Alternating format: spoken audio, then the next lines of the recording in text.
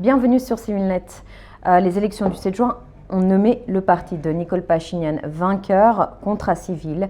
Le contrat civil, c'est le parti de Nikol Pachinian, a obtenu près de 50% des voix. Mais contrairement aux élections précédentes, la marge de mouvement de Pachinian est plus limitée. On en parle avec Zara Nazarian, qui est fondatrice et directrice de publication au Courrier d'Erevan. Bonjour Zara.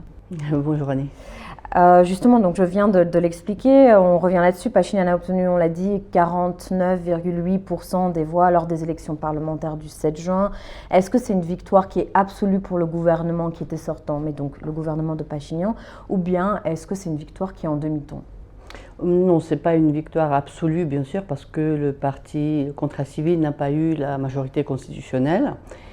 Ce n'est pas exactement une victoire en demi-ton non plus, parce que quand même, on a très bien vu que le gouvernement sortant a été largement devant l'opposition qui a pourtant mis le paquet pour y arriver. Donc quand même, le soutien a été assez clairement prononcé et martelé. Donc ce n'est pas en demi-ton, mais il n'y a pas de majorité constitutionnelle encore une fois, mais peut-être c'est une bonne chose qu'il n'y en ait pas. En réalité. Justement, je voudrais qu'on revienne sur la notion de majorité constitutionnelle. Quel enjeu y a-t-il derrière cette majorité constitutionnelle? Qu'est-ce que ça signifie dans le paysage politique arménien? Justement, dans le contexte dans lequel se trouve l'Arménie actuellement, et vu les processus qui ont précédé les élections, on a beaucoup parlé d'une modification éventuelle de la Constitution de la République d'Arménie.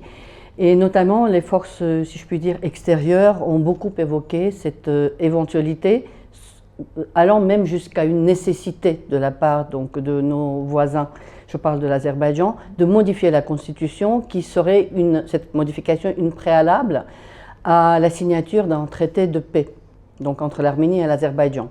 Donc ça a été clairement formulé, ça a été clairement dit et redit plusieurs fois. Donc je pense que ce n'est pas un secret maintenant, si on dit que maintenant que le nouveau gouvernement va être mis en place dans les jours qui viennent, certainement la question va revenir sur le tapis très, très rapidement. Et donc, en revenant à la première idée, c'est peut-être pas une mauvaise chose que le gouvernement actuel, enfin la majorité on va dire parlementaire, n'aura pas la main à elle seule sur cette modification constitutionnelle. Elle aura besoin de recourir soit à des alliances, soit à d'autres partis, soit peut-être il y aura après quelques députés qui vont se détacher de leur parti d'origine, de parti d'opposition donc, et qui vont rejoindre la majorité. On ne sait pas encore, mais en tout cas, une consultation et une coopération est absolument indispensable, et dans une question qui est aussi importante pour l'avenir de l'Arménie que le changement de sa constitution, je pense que c'est une très bonne chose, et c'est aussi une bonne chose même pour le parti au pouvoir. Pourquoi? Parce que ça le libère en quelque sorte de la très lourde responsabilité de prendre une telle décision. Parce que maintenant il peut faire appel à ses collègues en disant « nous, oui, mais… » Vous voyez bien ce qu'il y a en face. Ce n'est pas une mauvaise chose pour moi. Quand on parle de majorité constitutionnelle, il aurait fallu combien en termes de chiffres pour le gouvernement de Pachinian pour pouvoir avoir carte blanche dans sa réforme? De mémoire, c'est 65 sièges au Parlement, je peux me tromper, et il faut quand même qu'on vérifie. 64, 65, mais je me rappelle aussi. Peut-être, voilà, peut-être, parce que les chiffres aussi changent en fonction des bulletins valables, des voix qui sont en train d'être recomptées d'ailleurs, etc. Donc, en tout cas, on voit très clairement qu'avec 49 et quelques pourcents, on va certainement varier un petit peu au bout une fois que les voix sont recomptées, mais on voit très bien que le parti n'aurait pas donc cette majorité. Je voudrais qu'on revienne sur cette demande préalable de l'Azerbaïdjan, parce qu'on l'a évoqué, mais c'est peut-être pas clair pour tout le monde. Donc, dans le contexte d'un éventuel traité de paix entre les deux parties, l'Azerbaïdjan a fait des demandes concrètes, a requis certaines choses auprès du gouvernement de Pachinian, dont un changement du préambule, si je ne me trompe, de la constitution arménienne. Est-ce qu'on peut expliquer ce qui dérange à l'Azerbaïdjan pour faire cette demande et qu'est-ce que ça implique? En fait, si on se souvient de la Constitution telle qu'elle avait été formulée, la déclaration de l'indépendance de la République d'Arménie, parlait du fait que l'Arménie, je ne me rappelle pas précisément, il aurait fallu que je revise peut-être mes sources, mais en tout cas, il y avait mention du Haut-Karabakh et d'une réunification. Il y avait clairement mention dans la déclaration de l'indépendance de l'Arménie d'une réunification de l'Arménie et du Haut-Karabakh, de l'Artsakh. Donc, et la constitution arménienne, la dernière constitution arménienne actuellement en vigueur, fait justement référence à la déclaration de l'indépendance. Donc, ce n'est pas directement dans la Constitution, mais c'est dans la déclaration d'indépendance qui, elle, est citée dans la Constitution. Et c'est ça qui dérange l'Azerbaïdjan, parce qu'en quelque sorte, juridiquement parlant, ça ouvre la possibilité à l'Arménie, à la République d'Arménie, demain, après-demain, je ne sais pas, dans 10 ans, dans 20 ans peut-être, éventuellement de relancer le processus sur une base constitutionnelle. C'est ça qui les dérange, même si du point de vue pratique, on voit très bien que telle n'est pas l'intention. Est-ce que, à part cette réforme constitutionnelle, est-ce que ça reste la priorité pour le gouvernement actuel ou bien il y a d'autres priorités, ou bien c'est la priorité par excellence? Non, certainement pas la priorité par excellence. Il y a d'autres priorités. Il y a notamment la priorité qui s'est créée les derniers mois et les dernières semaines juste avant l'élection, quand la Russie a restreint donc l'importation des produits arméniens. Il faut dire que si politiquement la Russie n'a plus beaucoup de leviers en Arménie, vu la situation telle qu'on la connaît actuellement et vu notamment les résultats de vote, en revanche, sur un plan économique, la Russie reste très présente et ça, c'est quelque chose de très important parce que si les problèmes avec les exportations vers la Russie persistent, ça va très rapidement créer des problèmes économiques et ça va très rapidement créer un mécontentement de la part des électeurs arméniens qui ont fait confiance au contrat civil, qui ont fait confiance à leur politique et qui pourraient se retrouver dans une situation très désagréable. Donc, à mon avis, la priorité maintenant, c'est de passer le cap, de trouver d'autres marchés pour les produits arméniens, à la fois des produits agricoles, mais aussi d'autres. Et en sachant que peut-être la Russie va lever ces restrictions, on ne sait pas du tout si c'était juste pour faire peur ou si c'est vraiment quelque chose qui risque de persister. On avait parlé du mois de décembre aussi, notamment en tant qu'échéance pour que l'Arménie prenne sa décision, est-ce qu'elle reste dans l'espace économique eurasiatique ou non. On va voir. Donc ça, c'est la question des quelques mois, des 6 mois qui viennent. Et à mon avis, ça va être vraiment la priorité du gouvernement arménien. C'est-à-dire, le danger économique est là. L'autre danger, d'ailleurs, c'est la centrale atomique qui doit être construite et où un choix est également à faire. Ça aussi, ça va être certainement... La centrale nucléaire, c'est un partenariat avec la Russie? Actuellement, c'est une centrale qui a été construite à l'époque soviétique par la Russie, la République. Oui, mais le contrat se poursuit actuellement avec la Russie. Absolument, mais bientôt il arrive à l'échéance. Et aussi, il faut dire que la centrale est dans un état où on a certes prolongé son activité sur des bases techniques tout à fait solides et vérifiées, notamment par l'Agence atomique internationale, mais il y a un moment où elle ne pourra plus être relancée et maintenue en l'état. Et donc la question de la construction d'une nouvelle centrale se pose, elle est déjà discutée d'ailleurs, voilà, notamment dans le cadre des accords avec les États-Unis, mais la Russie a son mot à dire et ce n'est pas un mot qui n'est pas important. Donc le danger économique et énergétique est là. Il y a la question du gaz aussi, il ne faut pas l'oublier, parce que l'Arménie a quasiment 100% de son gaz qui arrive de la Russie, au prix préférentiel certes, pas autant préférentiel que la Russie en parle dans ses communications, parce qu'ils évoquent un prix de $200, si je ne me trompe pas, pour 1000 mètres cubes. En réalité, c'est le prix auquel la Russie vend le gaz à son entreprise qui est sur le territoire de la République d'Arménie, Gazprom arménien, exactement. Donc c'est le Gazprom arménien qui achète le gaz au prix de $200, mais en revanche, elle le revend au consommateur final à un prix qui avoisine les $400. Donc les $200, c'est bien gentil, mais ce n'est pas réellement le prix. Donc le consommateur arménien paye près de $400, ce qui reste encore en dessous, bien sûr, du prix auquel la Russie vend le gaz à l'Europe. Mais quand même, ce n'est pas aussi anodin comme ça. Donc, ça, pour moi, ça va être ça les priorités pour les mois qui viennent. Ceci dit, n'oublions pas l'adage chinois qui dit « crise égale opportunité ». Cette crise qui vient de survenir au niveau donc, énergétique et économique, qui risque plutôt de survenir au niveau énergétique et économique, peut être aussi une opportunité pour l'Arménie pour diversifier ses marchés et pour diversifier notamment son alimentation en énergie, comme ça a été le cas par exemple avec les armements, parce que souvenez-vous, l'Arménie a acheté la totalité de son armement à la Russie et on ne pouvait même pas songer à faire un pas à gauche ou à droite, c'était la Russie ou rien. Et donc maintenant, on voit très bien qu'on achète à l'Inde, on achète à la France, on achète à d'autres pays. Enfin, une partie à la Grèce aussi. Exactement, et il n'y a aucun problème et ça marche aussi bien.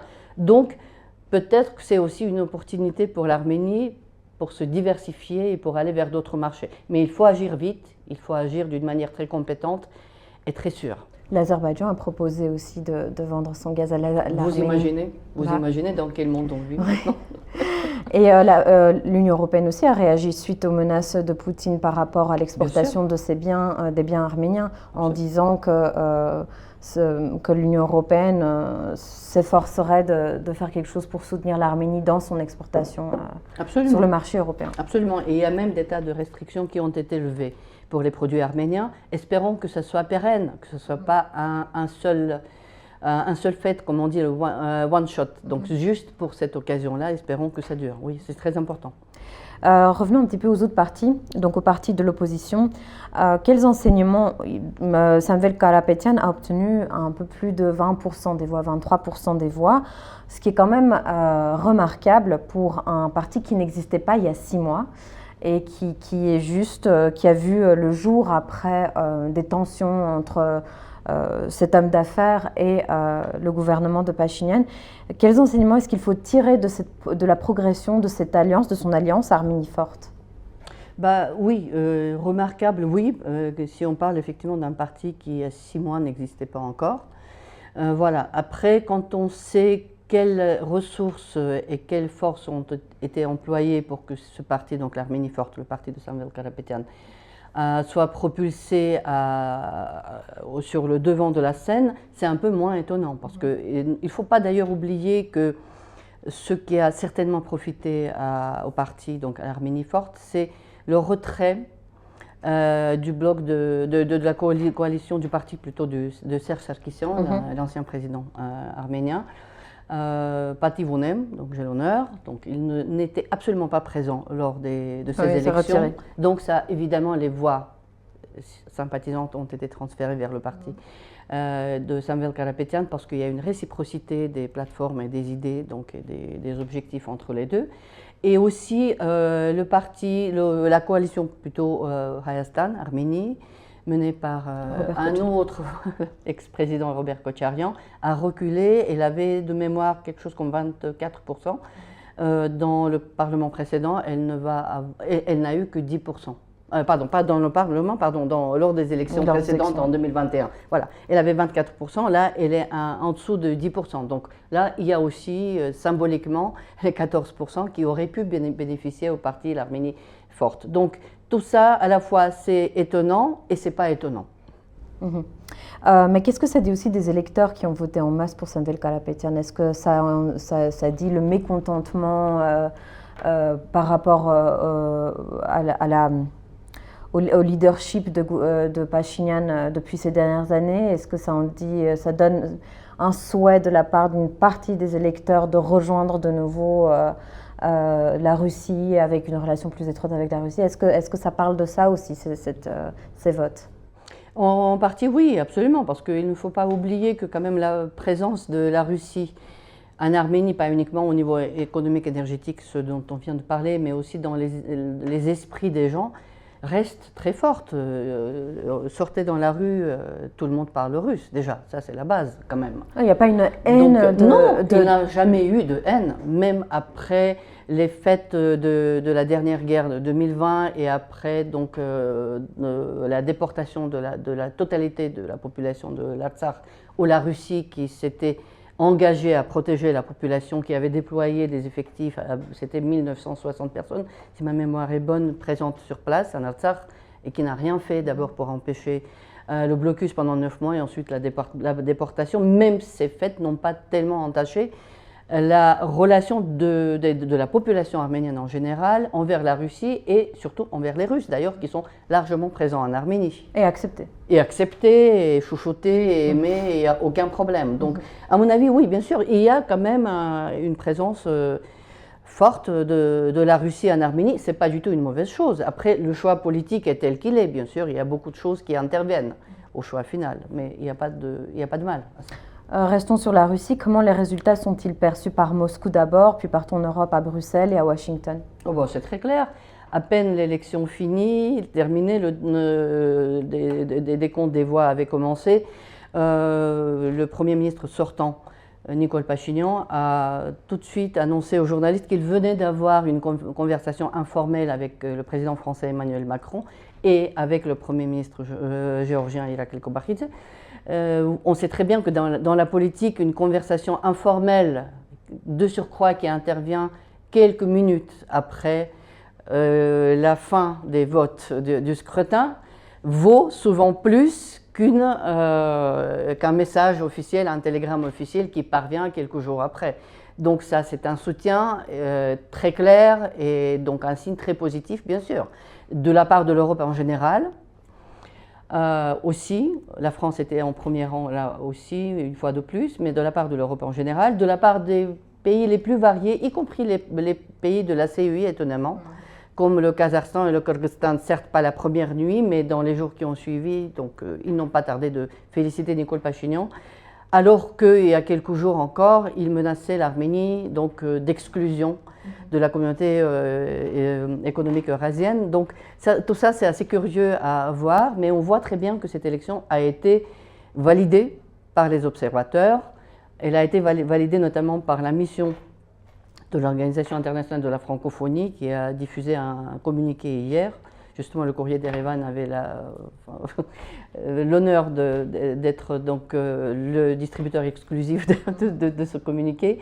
Mais on a aussi, bien sûr, la validation de la mission européenne et on a aussi la validation la plus étonnante de la mission d'observation de la CEI qui a tout de suite, le lendemain de l'élection, a qualifié cette élection de juste, équilibrée et tout à fait donc légitime, ça aussi. Donc tout ça, ça fait qu'il n'y a pas à se douter de soutien et de la validation de la communauté internationale des dernières élections arméniennes qui ont eu lieu et c'était un challenge qui a été relevé et bravo. Maintenant, il faut que le dossier qui était volontairement ou involontairement, on ne le sait pas, mis en avant, c'est-à-dire le choix cornélien entre l'Europe et la Russie, l'orientation pro-européenne et le retour dans au bercail russe, ce choix qui a été donc martelé pendant les dernières semaines de la campagne soit précisé. Ce que je veux dire par là, c'est que est-ce que l'Arménie peut continuer à s'engager sur la voie européenne? Est-ce qu'elle sera suffisamment soutenue par l'Europe? Ou est-ce que c'était des promesses, certes alléchantes, mais qui vont mener nulle part? On va voir ça. Après, je pense que la politique que l'Arménie doit certainement adopter, c'est d'essayer de jongler un petit peu sur entre la Russie et l'Europe. On est un peu obligé. Forcément. Bon, malgré tout, avant les élections, Poutine a quand même pas mal menacé, fait des menaces à peine voilées par rapport dans le cas où Pachinian serait réélu. Est-ce que ces menaces seront mises à exécution? On en a un petit peu parlé avec les sanctions énergétiques et des exportations. Mais à quoi est-ce qu'on peut s'attendre quand même en termes de représailles dans un futur proche? Il faut quand même préciser que ce n'est pas Poutine qui a prodigué des menaces, mais les personnes qui étaient autour de lui. Poutine en personne avait en revanche mentionné la nécessité d'un référendum en Arménie qui définirait la voie que l'Arménie va suivre dans le futur. Ça aussi, c'est assez curieux quand même de la part d'un dirigeant étranger de suggérer un référendum à un autre État. Voilà. Aussi petit qu'il soit par rapport donc, à celui qui prodigue ses conseils, mais quand même, voilà. Mais je pense que Là aussi, on va voir très vite, la politique doit être très souple. Elle a été souple jusqu'à présent, il faut bien dire les choses comme elles sont. La politique doit être très souple. On ne peut pas déménager de cette région. Qu'on aime, qu'on n'aime pas notre entourage, c'est comme ça, c'est une donnée, elle restera à jamais comme ça. Donc, ça veut dire qu'à un moment donné, et le plus tôt c'est le mieux, il faut rétablir les relations avec nos voisins, tout en gardant notre dignité, tout en gardant le background qui est le nôtre et qu'on ne peut pas effacer non plus, mais il faut rétablir le dialogue avec nos voisins. À ce jour, on a 4 voisins, 2 d'entre eux sont fermés pour nous. Ce n'est pas l'Arménie qui a fermé les frontières, qui a coupé la relation, il faut bien le préciser. Mais il faut quand même faire l'effort des deux côtés pour que ces relations soient rétablies. À mon avis, ça aussi, ça va jouer beaucoup dans la réalisation ou pas des menaces russes par rapport donc à l'Arménie et aux citoyens arméniens, rappelons-le aussi, qui se trouvent en Russie, qui travaillent en Russie. Il y en a beaucoup, il y en a moins qu'avant, mais il y en a encore beaucoup d'Arméniens qui travaillent en Russie et qui envoient de l'argent donc, à leurs familles résidant en Arménie. Merci beaucoup Zara pour cette discussion. Merci à vous Annie. Merci à vous d'être resté avec nous et continuez à suivre CivilNet.